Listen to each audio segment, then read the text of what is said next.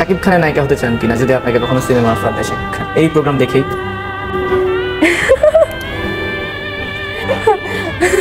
হ্যাঁ, হাসি পাচ্ছে আমার। হ্যাঁ, অবশ্যই, ইনশাল্লাহ।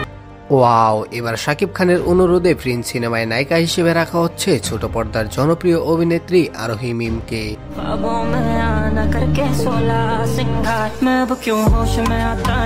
প্রিন্স সিনেমায় অনেকেরই নায়িকা হিসেবে থাকার গুঞ্জন রয়েছে, তবে এবার ফাইনালি শাকিব খানের অনুরোধে নায়িকা হিসেবে রাখা হচ্ছে আরোহী মিমকে। এই সময়ের বাংলাদেশের অত্যন্ত জনপ্রিয় এবং অত্যন্ত গুণী একজন শিল্পী, সেটা আমরা সকলেই জানি।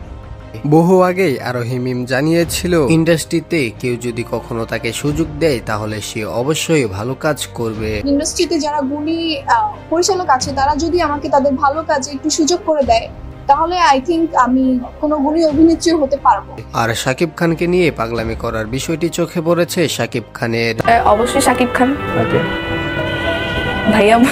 আচ্ছা, শাকিব খান। ওকে, গতকাল শাকিব খান প্রিন্স সিনেমার নির্মাতা আবু হায়াত মাহমুদকে কল করে বলেন এই সিনেমার নায়িকা যেন আরোহী মিম থাকে। শাকিব খানের অনুরোধ কখনোই ফেলতে পারবে না এই মুভির নির্মাতা।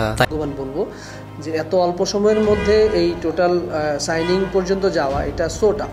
এবার অনেকটাই কনফার্ম হয়ে নেওয়া যাচ্ছে যে শাকিব খানের প্রিন্স সিনেমায় নায়িকা হিসেবে থাকছেন আরোহী মিম। সত্যি আরোহী মিমের পাগলামি আজকে তাকে এই অবস্থানে এনে দিয়েছে। খুব শীঘ্রই প্রিন্স সিনেমার শুটিং সেটে দেখতে পারবো আরোহী মিমকে। এছাড়াও গুঞ্জন শোনা যাচ্ছে যে সোলজার সিনেমার শুটিং এর মাঝে মাঝে প্রিন্স সিনেমার শুটিং আরম্ভ হবে। ডিসেম্বরে মুক্তি পাবে শাকিব খান অভিনীত সোলজার সিনেমা এবং আসন্ন ঈদেই মুক্তি পাবে শাকিব খানের প্রিন্স সিনেমাটিও। তো দর্শক, শাকিব খানের পাশে প্রিন্স সিনেমায় আরোহী মিমকে কেমন মানাবে তা জানাতে পারেন কমেন্ট বক্সে। আর আপনি যদি একজন শাকিবিয়ান হয়ে থাকেন তাহলে চ্যানেলটিকে এখনই সাবস্ক্রাইব করে ফেলুন। ধন্যবাদ।